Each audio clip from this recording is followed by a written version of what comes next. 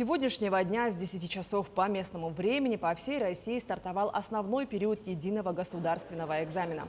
Около 1500 выпускников Якутии сдают один из предметов по выбору: химия, русская литература или география.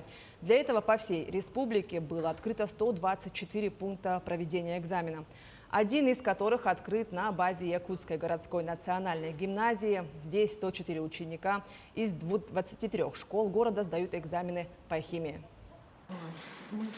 Подготовили для их комфортной работы 7 аудиторий. В 7 аудиториях подготовлено по инструкции организаторов аудитории, так есть организаторы вне аудитории, так работает медицинский кабинет.